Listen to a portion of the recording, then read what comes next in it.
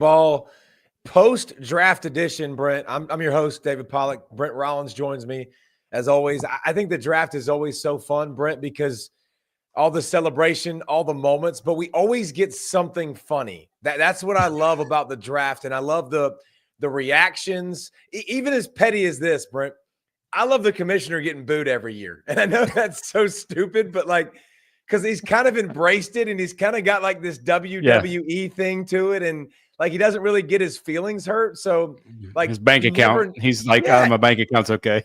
His bank account's more than okay. But I think those moments are fun. And we've seen the CeeDee Lamb moment that everybody remembers. Like CeeDee's girlfriend grabbed the phone. He's like, bruh, nah, we ain't doing that. Like, you're not touching my phone. And then you had not that one. Isaiah Wilson's celebration when he got drafted. And the mom got in front of the girlfriend. Oh, girlfriend jumps on like, let's go. We did this. And mom was like, hey, know your role. Get off my son.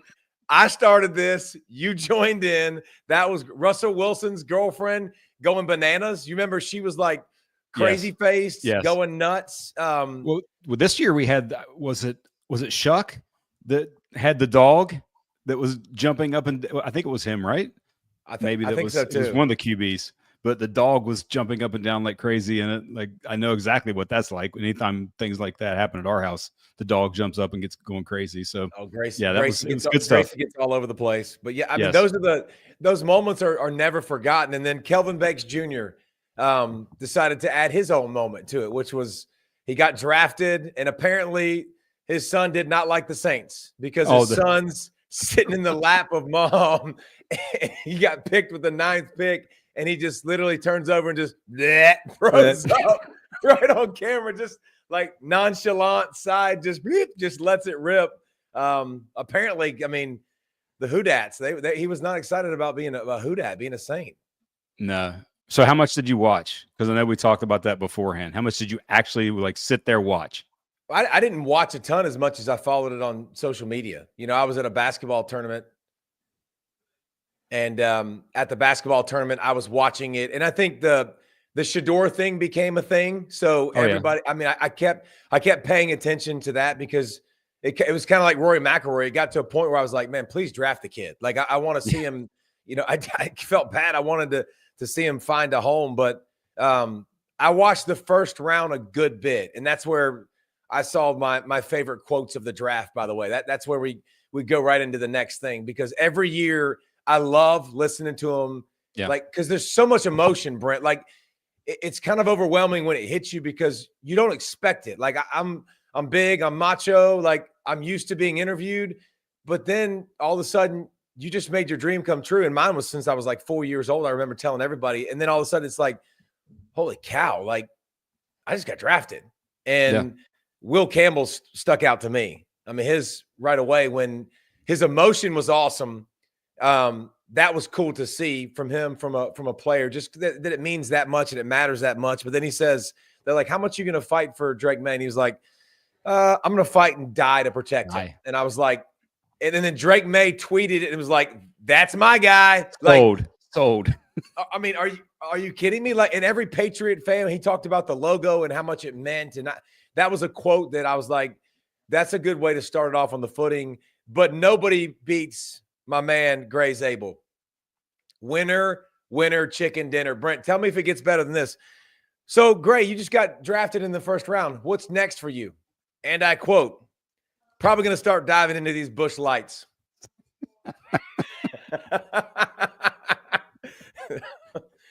I am going to celebrate. I mean, that's an offensive lineman with a big old belly from, obviously FCS, South Dakota. Everybody recruited him, by the way, to go to the higher levels, and he said no. And he's the guy who went to the Senior Bowl and kicked the crap out of everybody, played all positions, and he's a first-round draft pick, makes his dreams come true. And apparently Busch Light is a good beer. I do not drink beer. I would not know. Yeah, me either. So in terms of if you're looking as a way to get a sponsorship really early, or great way to start. That's a great way to start. But also, you mentioned the emotion of the draft. It's a lot different now because they're in the cities. You think back to it was in New York all those years, and you got some Jets and Giants fans and random fans that are up high. But now you walk out and it's 100,000 people in front of you, if not more. Like that makes it even more of an overwhelming thing, which it still amazes me how much more of the draft each and every year it gets watched when it's literally not a game. Guys' names are just being read at a podium, and we love it. It's more football. Well, we love the parts we just talked about. We like watching their suits and their reactions, and I think as a fan, you're also like, this is my guy. Like, obviously we're from Georgia. We're watching the Falcons every year, and you've been watching the Falcons. And unfortunately, not a lot to cheer about if you've been a Falcons fans over the year, because you're like, what? Like, we haven't had a pass rush. We haven't had X. We haven't had Y. We haven't had a quarterback. We signed one in the offseason for $100 million, and then we just drafted one. Like, it's been frustrating, but, hey. Well, that's a great segue, by the way, though, because we made some sort of predictions and picks going into this. So let's kind of rehash some of those just to see how right, for the most part, by the way, you were. So Jalen Walker going in the top 5. You said no. That is correct. He went 15th to the Falcons. Shedeur in the top 15. That definitely did not happen. You said no, so you were correct in that. First QB not named Cam Ward. That was, you said Shedeur, and then we talked about Dart a little bit, but Shedeur was not that one. First running back not named Ashton Genty, Amarion Hampton. You got that right. Round 1 QBs, over under 2.5. Do you remember what you said? You said under. You were correct. I said over just to be contrarian, but it's also. So you can't throw those caveats on there. I just said it to be contrarian. You just wear it and say no, you were wrong. I will say I did think somebody would take the third guy in the latter part of late in the first round, but it didn't happen. And then round 1 running backs under 2.5. You were correct on that. There was just 2. So, and then looking at some of the sort of my guys and where those guys ended up, you had Derek Harmon, who ended up in the Steelers. By the way, beautiful. I know what you're going to say. I said he's a Steeler guy. Like I said, Malachi Starks like is a Raven. A Raven feels guy, like a Raven.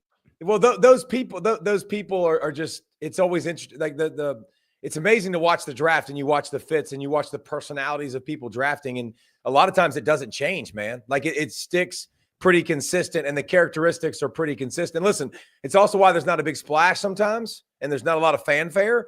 But certain teams, man, they have their certain guys that they're looking for, and Harmon's a great example for Pittsburgh, for that kind of guy. Like lunch pail, plays hard, versatile, big, strong. He's a good fit for the Steelers.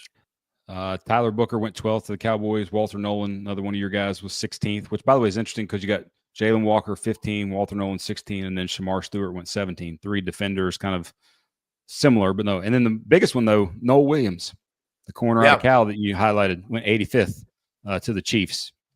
So I texted you when I said my guy got drafted to the Chiefs. I mean, what a perfect system for the Chiefs. Having a corner that's long, that's tall, that can play the ball and make plays, and you got the front that typically gets pressure on the quarterback pretty quickly. So that's a great piece for the Chiefs, and not surprising. The Chiefs do a great job every year with the draft, it seems like. All the ones that I listed much later picked, but at least everybody did get drafted, ending with Brashard Smith going to the Chiefs as well at pick 228. I think like Dylan Sampson going to the Browns at 126, where the Browns took 2 running backs and 2 quarterbacks. I think that's going to be fascinating. Jared Wilson to the Patriots at 95. Like Were you surprised how long he lasted? I was actually a little bit. Maybe it's just sort of other positions. But so speaking of fits and where they guys go, what were your ones where you're just like, outside of Malachi Starks being a Raven, seeing as how you predicted that one, what were your best fits of the draft for you? Right away, I texted you Mykel Williams. I mean, it doesn't get any better. Mykel's not an elite pass rusher. That's what he needs to work on. But like, you do not question his physicality and his love for the game. And you think about like the 49ers, big, strong guys up front that dominate the line of scrimmage, like that immedientely screamed the 49ers. It made sense right away. And he'll fit in great with that system. The way they play defense. Typically 4-down defense. Edge guys are outside the tackle for the most part. He didn't get to do a ton of that at Georgia. You get to learn from Nick Bosa. That's a great, I agree, great fit for him. I'm going to go local just in terms of just because it's not something that, and you've already mentioned it, the Falcons have never had the pass rush. It's just outside of John Abraham and then one random Vic Beasley year, it's something that has never existed in Atlanta. Chuck Smith. Don't forget about Chuck Smith, bro. Come on. Chuck Smith. My bad. But I'll crap on the process like crazy and how they get to this. But to end, independent of that, leaving with Jalen Walker and then James Pierce. Okay, awesome. And the even more interesting part of it is the Panthers also going with 2 edge guys, but much later when they took Nick Scorton at 51 and then Princely Umanmielen at 77.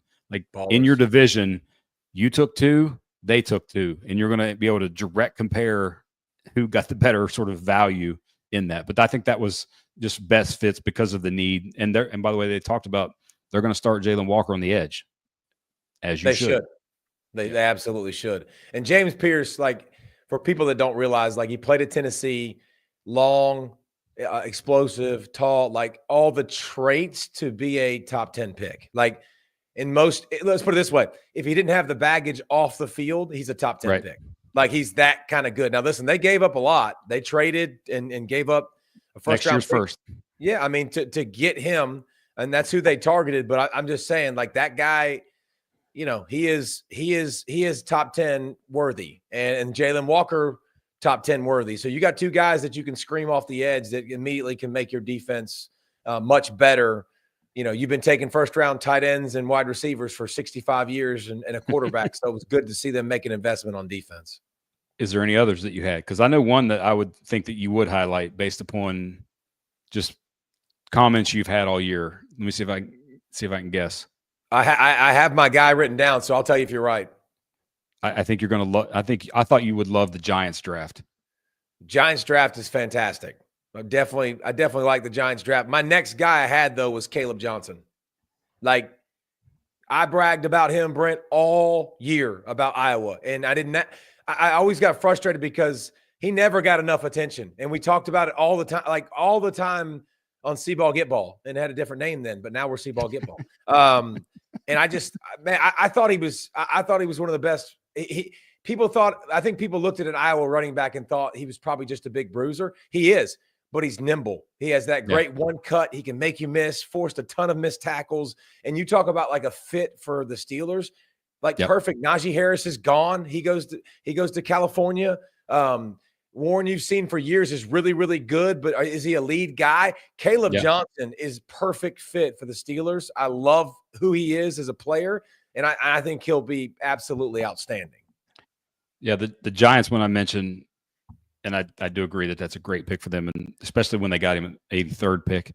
But the Giants, you get Abdul Carter, Jackson Dart, and Cam Scatterbo, 3 guys that I know you love just the individuals and how they play as much as anything. Dude, they're all my spirit animals. Like, I mean, they all play the game with exceptional passion. They play the game with ferocity. They play the game fast. They play the game physical. Like Jackson Dart plays physical. I know he's a quarterback, but he plays the game physical. You've seen his helmet knocked off many a times. Like he is not afraid to stick his face in the fan. Abdul Carter falling to 3. Like, yes, please, every single time. Like, that's the guy that you will build around. Kayvon Thibodeau is a good player. He ain't that. Thibodeau was never that. He was never Abdul Carter. And by the way, speaking of quotes, backtracking, I love Carter embracing the number, right? Like he was like, I embraced 11 and he wants 56 with the Giants, right? Why does he want 56, Brent?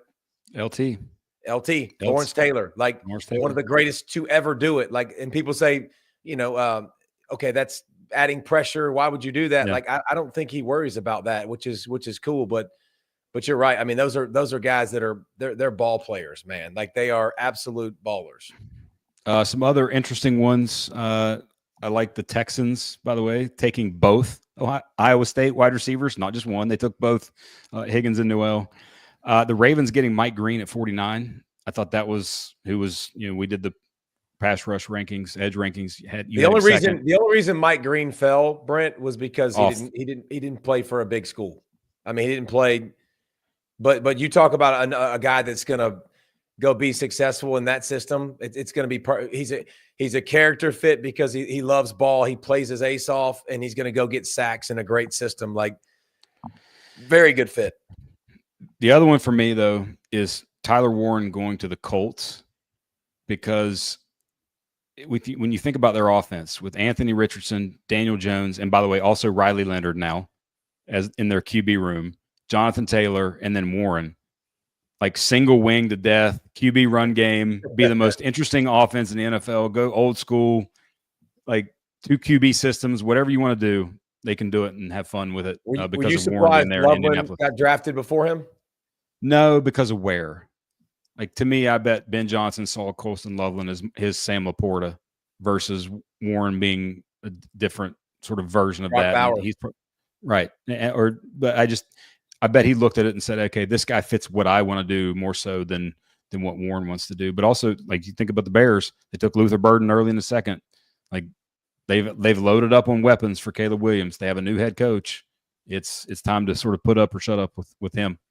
Well, it's the cool thing about him too. He's been very outgoing and outspoken about like wanting to go in and take care of the division and win. And I kind of like his brashness. He waited for a long time to get a coaching gig, and I think he took the Bears, which was kind of surprising because the Bears have been bad. I mean, talk about fan bases you felt bad for. But the Loveland thing, when you watch him run routes versus Warren, he's more of a longer strider. He's got more speed.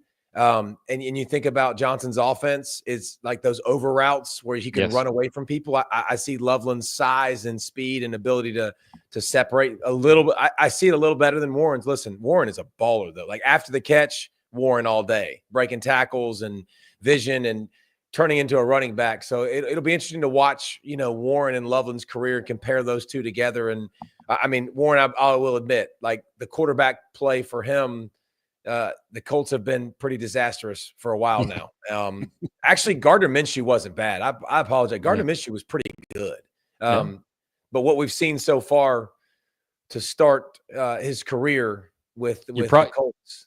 I bet you're also thinking about that from a fantasy football perspective, because I know you're like, I'm probably not taking him in the fantasy. Well, and Anthony Who am I Richardson, taking in fantasy? Anthony Richardson is a guy, like, because of his rushing, you're like, okay, I want him and I want to take him, but the passing has been so bad. And then last year when he checked himself out of the game, I think that definitely lost some people's respect. I've never seen it, Brent. I've never seen a QB tap out. Like he didn't tap out and quit. I'm just saying I've never seen a QB sub himself out. Like that was an interesting thing, and it actually led to him getting benched too. So, but obviously the story of the draft, and well, I mean, I guess it's the story of the draft because it's the media's story of the draft, is QB 6, not QB 2 or 3, QB 6. Shedeur Sanders falling to the 5th round, and the Browns, by the way, who also had already taken a quarterback, Dylan Gabriel. Yep, Dylan Gabriel in the 3rd round. I think this is actually pretty simple. I will get your take before I give mine.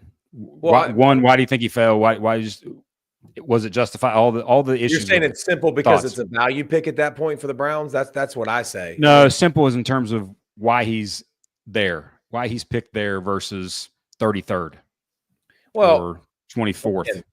We broke this down. I made it very clear where I stood on Shedeur. I did not think he was elite by any stretch, but quarterbacks get overdrafted all the time. That's what happens every year. So I did think he would get overdrafted. I did not think he would slide that far. I would have taken, I said repeatedly, I would have taken defensive linemen and a bunch of guys positionally that are way better at their position than him. And the reason why to me was the same thing though. To me, it was, I don't see an elite arm. It's not a bad arm. I'm not saying he's a bum and he can't play. That's not what I'm saying. I don't see an elite arm. The pocket presence I've talked about, Brent, since we started breaking him down, like the evading the pocket and, seeing him do a bunch of the things that you want to see for the next level that you say, oh, that translates and that goes to being a star or to carrying a team. Those traits I haven't seen. And I do think you started to see some chatter as we got closer to the draft too about his interviews and coaches leaking stuff. And listen, here's the hard part. you never know what's misinformation because there's always ulterior motives for all these people. And so I think the interview process of hearing him, and they've said hearing him talk and, the confidence, he ain't lacking confidence. He's not. And that's a good thing, by the way. That's a thing that really helps you out a lot of times. But confidence based on fact is not arrogance. But when it's not based on fact, and when you struggle a little bit is when you get into a problem and you become harder to deal with for sure. Couple of things. One, did you see the reaction of the war room when his pick was announced? And it was kind of it was like this, like a golf clap, like a, yay, we got him. Did that feel like it was a owner pick more so than a GM running the show pick? I think that's what's been intimated for sure. Like it's, and it's you never know.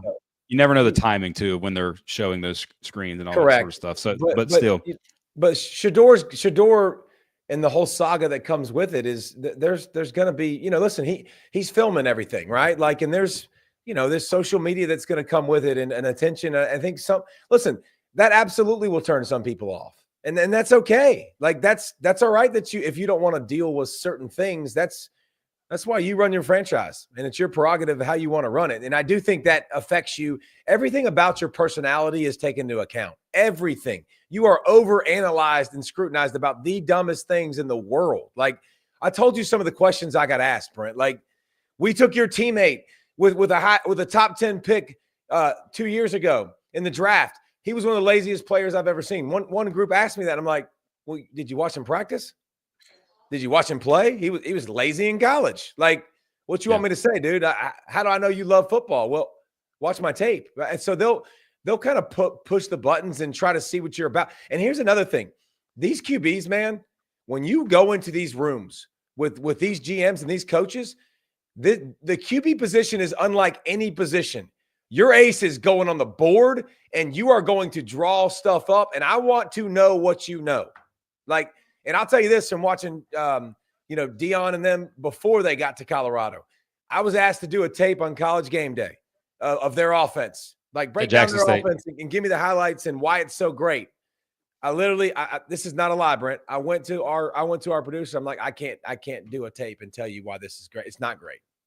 Like it's bubbles and goes, and it's just it's not good. Like it's not. I can't show you a bunch of clips to show greatness of how it's designed, and like I didn't think it was ultra great by any stretch of the imagination. And I think when you watch Shedeur's tape, you still see the same thing. There's a lot of good and there's a lot of good accuracy, but I don't know how much great there is that you say, okay, that's the guy for the next level. It's going to carry me to a Super Bowl. And that's why I think this is actually really simple.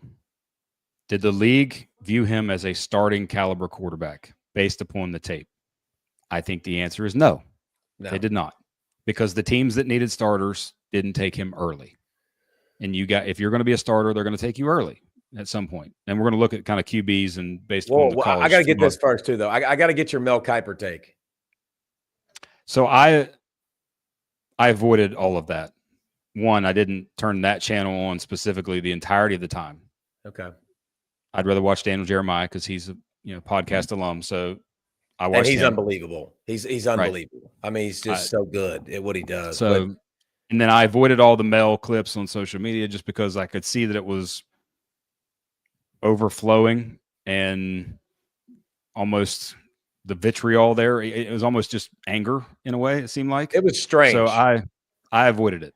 It was strange. I've known Mel for years. I respect Mel. He does a great job. He knows his stuff, but it was very strange. And Reese Davis is the absolute best because that's exactly what he does. He's a professional. And I think Reese does an unbelievable job of being able to take the emotion out, but Reese also is not going to be, Reese will like that dude lives by the spirit and he is a man of the cloth and he's going to treat people with respect no matter what. And I love that about him. But here's the part that I didn't like about the reaction is the problem is with that, Brent, is you're taking away from everybody else's moment. That's the only thing I don't like is there's so many people getting drafted over and over and over again.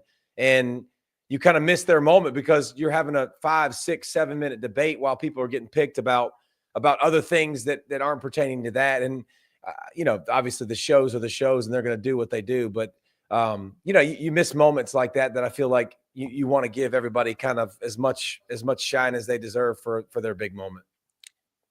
So he didn't view him as a starter. And also, so if you're not a starter, what are you? You're a backup. And with being a backup quarterback, it's better that you're seen and not heard.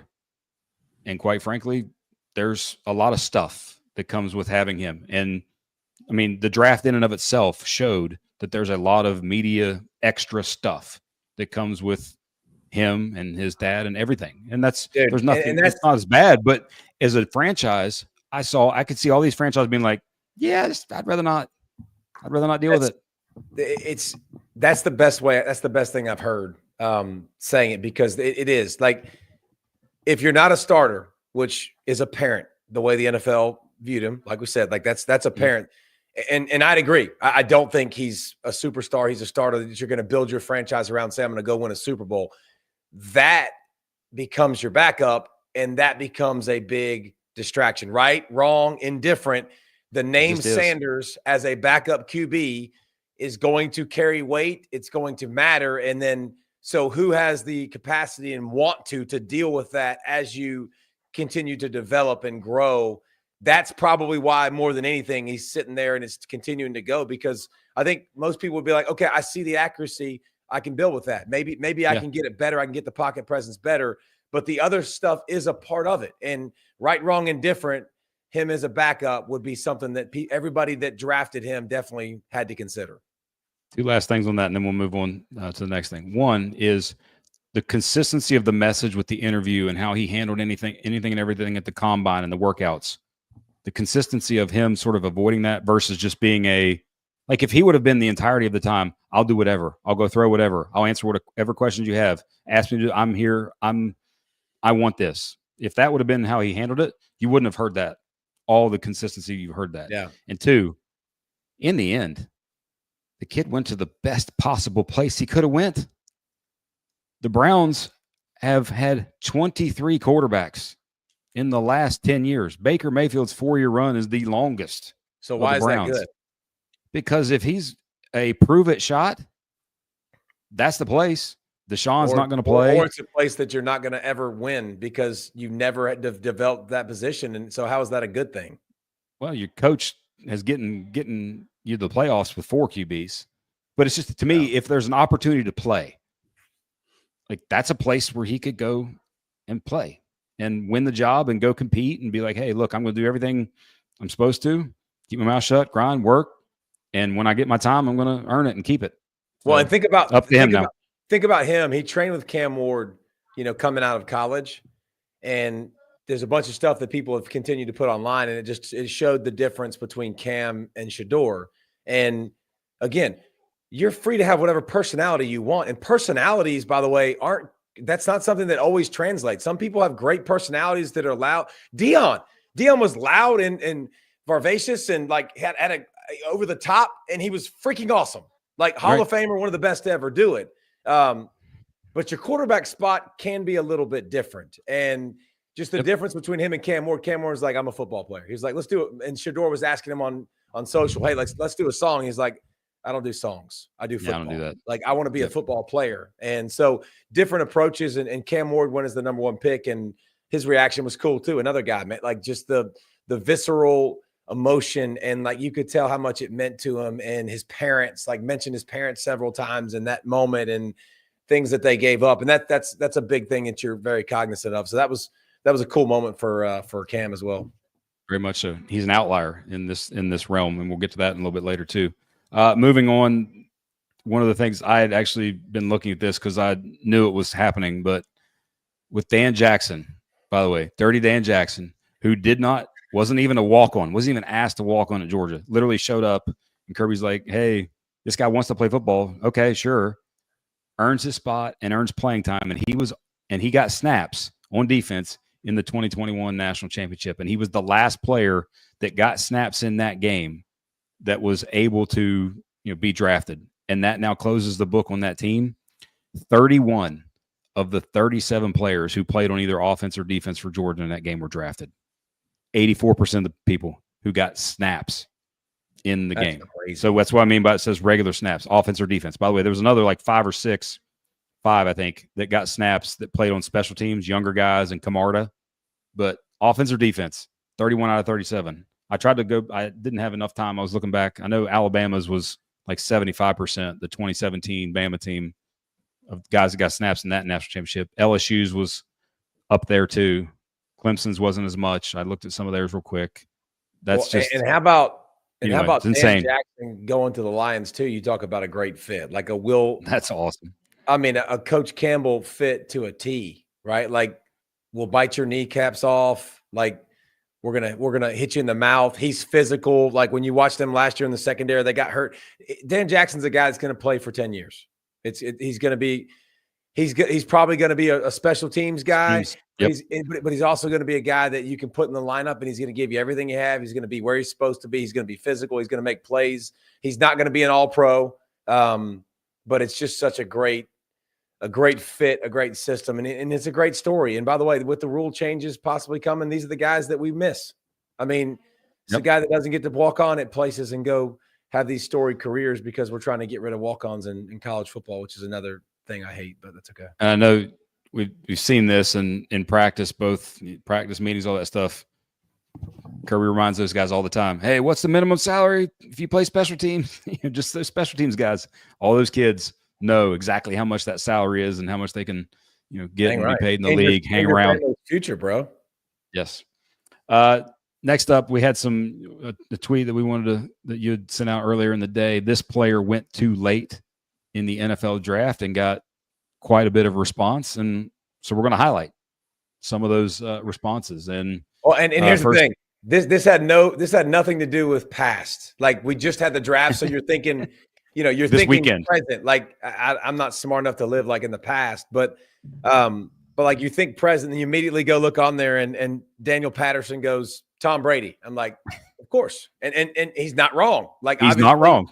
He is absolutely not wrong. It's Tom Brady was in the 6th round, one of the greatest, the greatest pick of all time. One of the greatest quarterbacks to ever do it. So that definitely obviously makes sense. But we were thinking probably more along the lines of this current year's draft. But this year's draft. So Mr. Pate, Josh Pate, commonality between a lot of guys. Like, Quinn Ewers was a big one. He was one that I saw ad nauseum, and I was going to give credit to the people, but there was so many of them, it was hard to give credit to them. And then our boy Josh Pate, Restrepo, Xavier Restrepo, who is the Miami. Think about all the Miami wide receivers that have come through the draft. Like, you could go down the list for the Mosses and the Michael Irvins. You could go down the list of the speed, Hester, playmaking with that.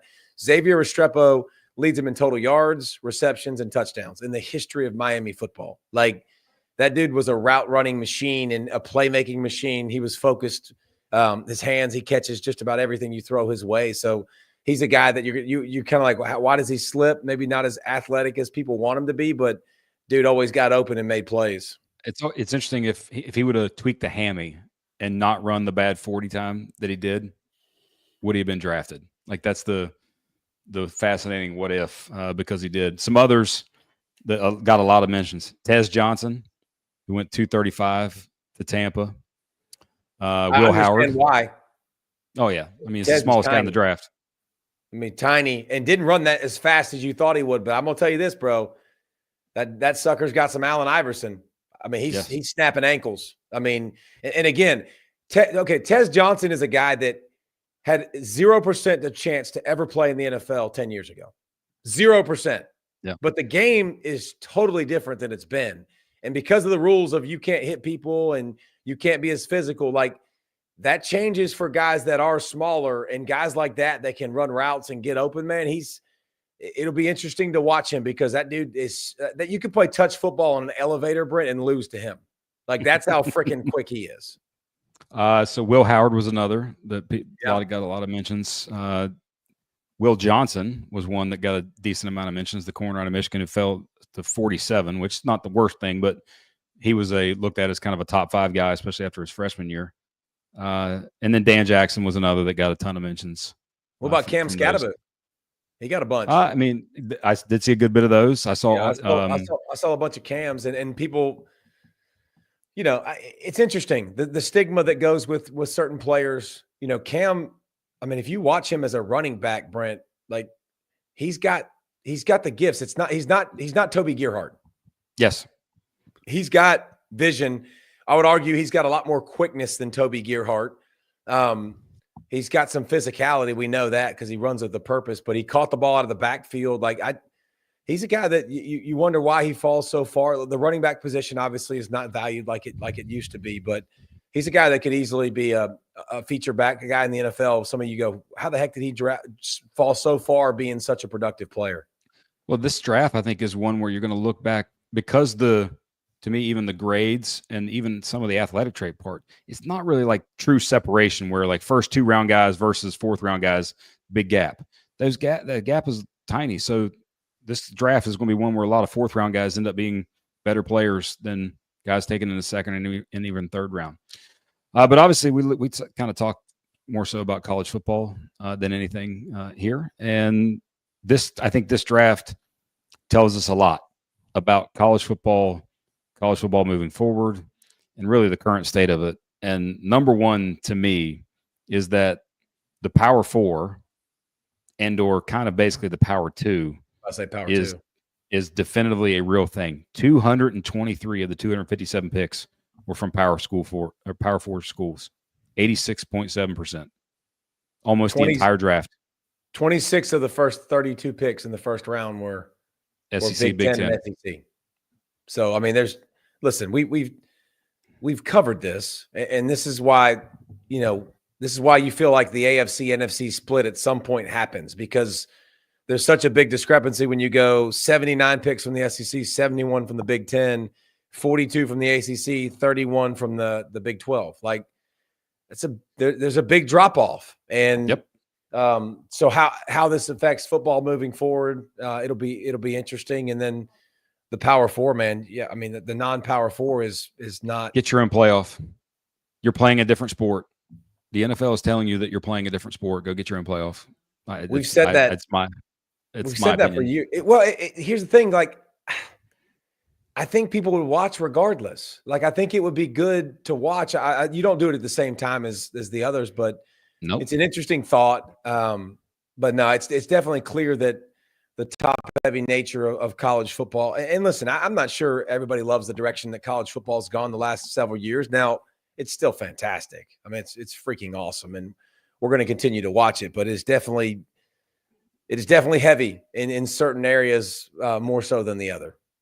Yeah, it's also one where, hey, the teams that were left standing in the playoff, they had the most guys picked for the. I mean, when you look at the totality of picks, like Ohio State, I think had 14, Georgia 13, like Texas had a ton. Like the teams that were left towards the end had the most NFL talent. It's the way it is. And Ohio State, 14 guys drafted by Ohio State, Brent, is second most in the history of the game. Yeah. Like they dropped that nugget on the broadcast when I was watching too. I mean, 14 guys drafted. Like the only one better was UGA with 15 in 2022. So like right. You talk about an all-time talented team. And remember, a lot of those Ohio State guys stayed. Yes, they spent money just like everybody else spent money, but a lot of those guys were there, the Sawyers, the JTs, like Cody Simons, like those are guys that stayed because they wanted to win a championship. They were so disappointed, they were so heartbroken, and they finally, got it together, and they did it, and they proved they were the most talented team. But interesting to see their quarterback going so late when they got other guys flying off the board, and quarterback's usually the most important position. But that's a heck of a haul for Ohio State. 14 guys drafted. So QB is actually where I want to go next, because I think that's something that you look back at this draft, and it's something you've known, but it's maybe now more apparent than ever. If you don't have the physical traits that put you in the first round as a quarterback, or really up there just from a physical trait standpoint, stay in college as long as you can and maximize that earnings, because like somebody like Quinn Ewers, maybe even, by the way, like somebody like Shedeur, who could have played another year, I think. Maybe I'm wrong on that, but he could have. Quinn Ewers went 230 something, 231, I think, right after Dan Jackson. 231 to Miami. And if to your point, if Quinn Ewers stays in school, Quinn Ewers is going to go somewhere in college football and make over $1 million easy. Like if not 2 to 3 times that. Yeah. So he's going to do that. And when he goes and signs his contract, he's not going to make that. And he's going to be fighting for backup duty. How many roster spots do they? And remember, a quarterback, you hold 2 or 3. Like, yep. You don't hold as many. You got all these opportunities in college football, and we heard him linked to UNC. So, I mean, you think about that, like, had an opportunity, a chance to stay and again, Quinn is so talented and he looks good. He looks the part. Like, he's not the elite arm, but because he can do so much from different platforms, he's just never cleaned up his feet to me. And I've said that, like, he's driven me nuts with that. But yeah, left at least a year on a table of high earnings. And guess what? You get to develop and then go to the NFL. Hopefully better yourself and better an opportunity. So definitely a parent. Yeah, it's quite clear there's basically 3 tiers in terms of how the NFL. All right, if you're a potential franchise guy and or definitively a starter, we're going to take you in the top 15. If you have kind of starter tools, but you haven't really shown it yet, or maybe you need to develop based on your offensive system, we'll take at the very end of round 1, a la Jackson Dart or Tyler Shuck, something like that. Round 1, top of round 2. And everybody else, all right, 4th round later, like you saw Milroe go in the late 3rd, Gabriel go in the late 3rd. Like, that's about the earliest you're going to go. And after that, it's just like, okay, randomly take a guy here or there, but basically 5th, 6th, 7th, even 7th round. So, by the way, that was those are the tiers. Quote was Jalen Milroe and the Seahawks. He said Jalen Milroe said that he was told he was number 1 on their board, and they said that to the GM and coach, and they're like, next question. Like, no, we didn't say that. No. But no, Milroe goes to a pretty good team though. Develop obviously and see what you can become. Sam Darnold's he's that guy now, which is Sam had a great year with Minnesota. Coming into the Seahawks will be interesting. But either way, you develop from a guy like that with high character, knows how to play the game. It'd be good for him. Quick question with Quinn. Do you think he should have portaled, or do you think, like, just in terms of how do you think he weighed that? Do you think he made what would you do in that situation? Maybe. Well, it's basically maximizing the 1 year versus, hey, now he's forever a Texas quarterback, that kind of thing. There's all sorts of components to that. Well, and Texas would have been interesting because would they've gone to Arch anyways? Like, I think it would have been somewhere else probably because the hype train for Arch, it left the station. Like, it needed to come to fruition. But listen, I would stay 100%. But I'm also a guy that when you weren't getting paid, I stayed in school for an extra year when I was projected to be a first-round pick after my junior year. Just, man, you don't get this years back. Like, these college years are awesome. Like, they're great. And the NFL is awesome too. But, you got an opportunity now to maximize college life, be a kid. Now you're getting paid, and obviously expectations come with that and stuff like that. But it's the only opportunity I think you could. I think you go find a guy like Belichick. Like, I would have loved for him to go to Belichick, North Carolina, learn like crazy for a year, get coached hard, work on your mechanics, and then you go next year, and I think you get drafted higher, and you got a better chance to succeed. The further you go in the draft, by the way, the closer you are on a roster with someone else, and you've got a pick beside your name that's a lot longer than the other one, you don't make it. Like, the every advantage goes to the guy that was drafted higher, that I've made more of an investment in. I spent a higher pick on, obviously more draft, more equity I've spent on this guy. Like, you start to slide down the radar, and you're fighting for a different spot on the roster than you would be if you're a higher draft pick, because now I see potentially you could be this. You know what I'm saying? Like, I've already drafted you here, so I think that does matter. Some other miscellaneous things. It's kind of the end of the draft. 1, first round, 23 of the 32 guys picked, 4- and 5-star recruits. So those things kind of matter. Those people work at that and do a good job with that. Round 1, I saw 82% did not ever go to the portal, which to me actually makes sense. Correlation does not equal causation in that sense, because, hey, if it's a really good player, guess what? They're likely going to stay on the team that they're playing for. I would be willing to bet that changes, and that percentage will go down in the future more than it did right now. I think that will go this direction, because I think more people will take a massive payday somewhere else. I did see where Nick Saban said that he tried to get Wyatt Milam, the West Virginia O-line, in the transfer portal every year. The funny part of that being that Milam was never actually in the transfer portal. So that was a interesting comment that was made on television. Hey, but coaches don't look at other people's rosters and try to pluck people from other rosters. They don't do that. No, not till they're in the portal. And then the biggest thing, though, is if you look at any sort of 2026 mock drafts, one, it's quarterback heavy, and two, it's not with your traditional powers. Like there's a lot of guys that aren't at the traditional power schools. And to me, it just makes it to where this sets up as a wild, anything can happen type college football season. That's when you look at some of those mock drafts, when traditionally it's laced with 4 and 5 guys from, say 3 or 4 different teams. I mean, there's 3 or 4 Clemson guys, a couple Alabama guys, but outside of that, it's just spread out everywhere. Yeah. The talent will continue to spread out like we've seen, but the quarterback spot, Klubnik, Drew Aller, obviously those are pretty big. Nussmeier, Levitt, Sellers, like there's those guys are pretty big squads. Yeah, Levitt I kept seeing, and I'm like, yeah, I agree. And I wonder, I think people that don't watch football that much thought, oh, Scattaboo, flash in the pan. This guy's not. No, you'll see. You'll get it this year. That's why he was number 2 on my returning quarterback board. Levitt's a freaking baller. Dude's an absolute stud. I mean, but yeah, right around the corner, brother. Not too long, not too far away, man. We'll get back at it Wednesday. Thank you guys for joining us. Another episode of See Ball, Get Ball. We continue to grow. Thank you guys for tuning in. The draft recap was fun. Had a little bit of a college spin to it, but we'll keep getting back to college football more and more. But thank you guys for joining us.